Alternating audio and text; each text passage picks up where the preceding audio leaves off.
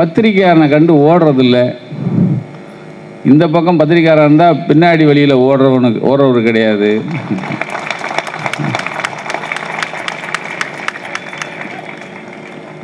அவர்கிட்ட ஒரு கேள்வி,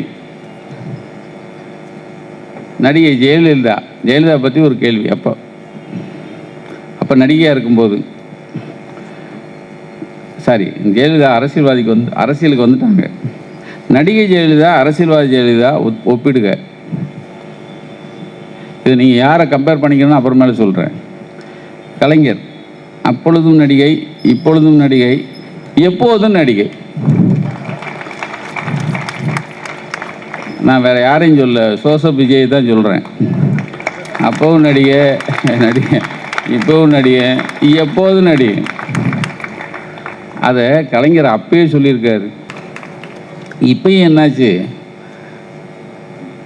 தம்பி உதயநிதிக்கு காலையில் அரெஸ்ட் பண்ணாங்களா, அடுத்த நாள் நமக்கு எஃப்ஐஆர். அப்போ எனக்கு முதல் நாளே சொல்லிட்டாங்க, அண்ணே NU 2 பேர் அரெஸ்ட் பண்ணதா சொல்லியிருக்காங்கண்ணே. U அரெஸ்ட் பண்ணிட்டாங்க. யார்? உதயநிதி தம்பியை. இப்போ என்ன, நான் தான், எனக்கு எஃப்ஐஆர் போட்டாச்சுன்னு சொன்னாங்க. நான் உடனே நமக்கு அண்டர் கிரவுண்ட் ஆகிறதுங்களாம் இன்றைக்கி நேற்றா பழக்கம் ஓடிக்கிட்டே இருக்கும். நான் உடனே UG அண்டர் கிரவுண்ட் 10 நாள் எப்படியும் பிடிச்சி குண்டாஸில் போனோன்னு ரொம்ப அலைஞ்சாங்க. அப்புறம் ஏபி வாங்கிட்டோம். எங்கள் அட்வொகேட் எங்களுக்கு நல்ல தெளிவான அட்வொகேட் எங்ககிட்ட இருக்காங்க, பெருமாள் நின்று ஒருத்தர். வாங்கிட்டோம். வாங்கின உடனே இவங்ககிட்ட விசாரணைக்கு போகணும்.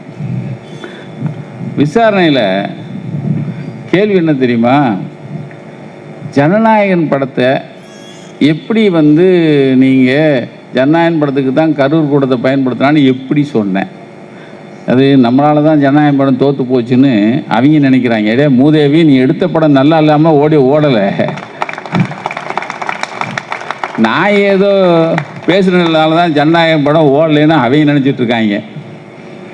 அது ஒரு நல்லது தான், அது ஒரு கௌரவம் இல்லை. ஒருத்தன் மீசிங்கீசியமாக தர்றான், அவன் பேசுனதில் ஜனநாயகம் படம் ஓடல, அது பெரிய நட்டமாயிடுச்சுன்னு நம்ம மேலே பழி போடுறாங்க. இருக்கட்டும் அப்படின்னு விட்டேன்.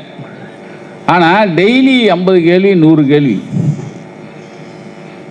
நேற்று வரைக்கும் கேள்வி, இன்னமும் விசாரணைக்கு போயிட்டு தான் இருக்கேன். விசாரணைக்கு போகிறோம். இன்றைக்கி கேட்ட கேள்வியில் இருந்து பதில் சொன்னதுலேருந்து நாளைக்கு 9 கேட்பாங்க. எப்படியாவது மாட்டுவானான்னு. அது கண்டிஷனு, பெயிலு, ரிலாக்ஸு இதெல்லாம் முடிஞ்சு போகுதுன்னு வச்சுங்க. வாழ்க்கையில் அதான் சிவபானன் சொன்னார், அண்ணா ஜனநாயகம் படம் என்னால் தான் போச்சுனார். ஐயோ ஜனநாயகமே இல்லை, அப்புறம் என்ன ஜனநாயகம் படம் அப்படின்னாரு. அது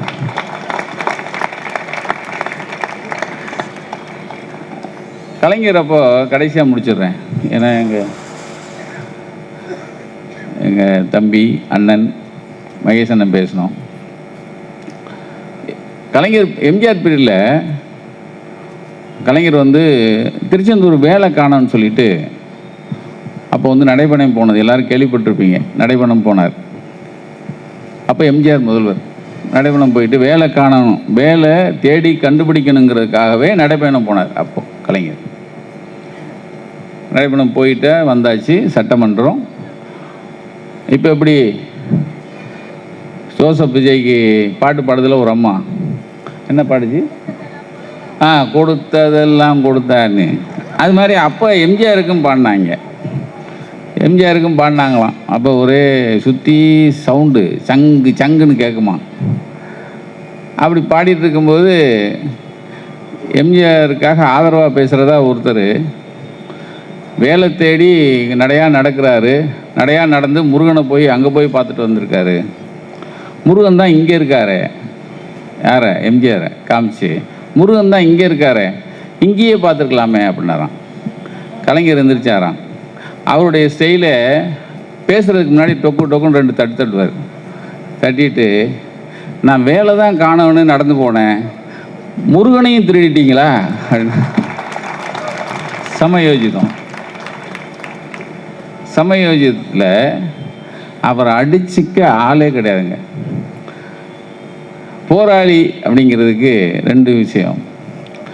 நான் என்ன பண்ணேன், அந்த அம்மா ஆட்சிக்கு வந்துச்சுல, வந்தவுடனே நம்மளையும் பிடிச்சி உள்ளே போட்டுச்சு. ஒரு பிரச்சனை. இந்த ரொம்ப 100 நாள், இப்போ 100 நாள் கொண்டாடுறாங்கல்ல, அது மாதிரி அந்த அம்மா 100 நாளுக்கு ஊட்டிக்கு போச்சு. அந்த அம்மாவும் சசிகலாவும் அங்கே போனது கொடநாடு எஸ்டேட்டை பார்க்குறேன்னு சொல்லி நான் மேட்ரு பண்ணிட்டேன். அதோ பாருக்கா அந்த எஸ்டேட் தான். அதுக்கு நம்ம மேலே அன்பாக ஒரு 3 வழக்கு போட்டாங்க, அரசு ஆவணத்தை திருடிய குற்றம்னு.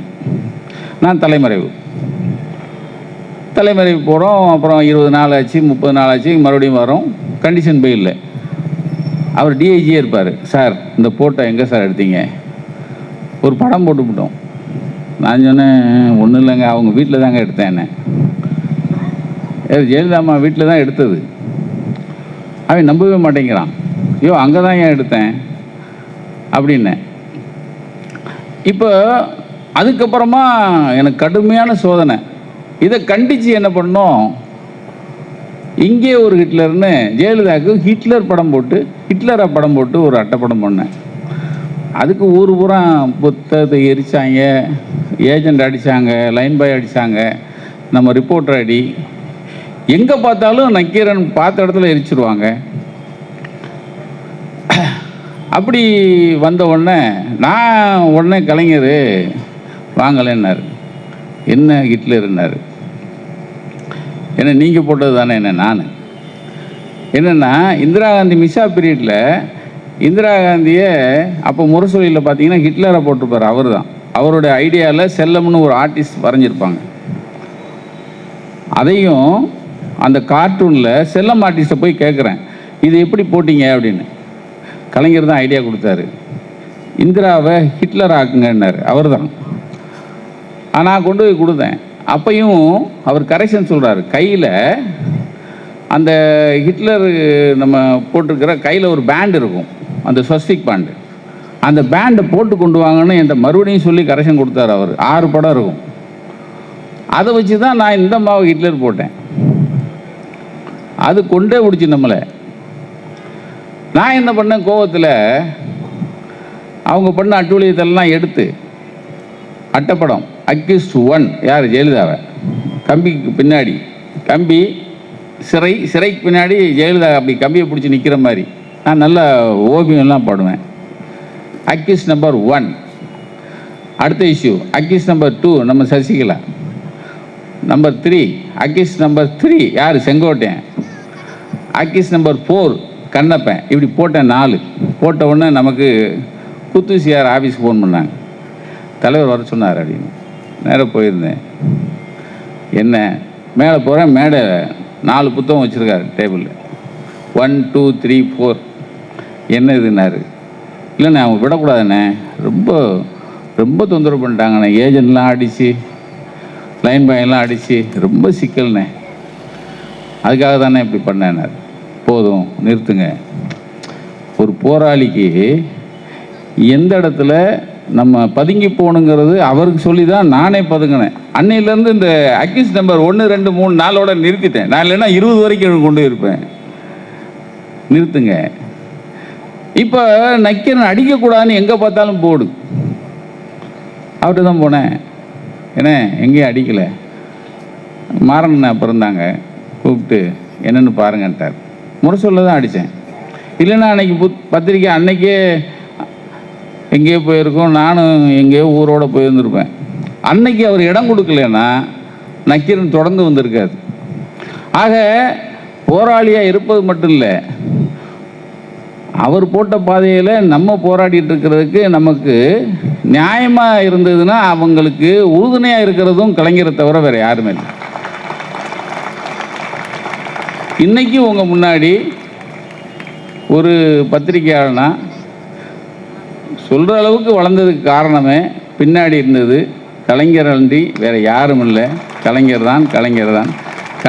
கலைஞரின் நினைவோடு சேர்வான்னு சொன்ன மாதிரி வருவோம், மீண்டும் வருவோம்.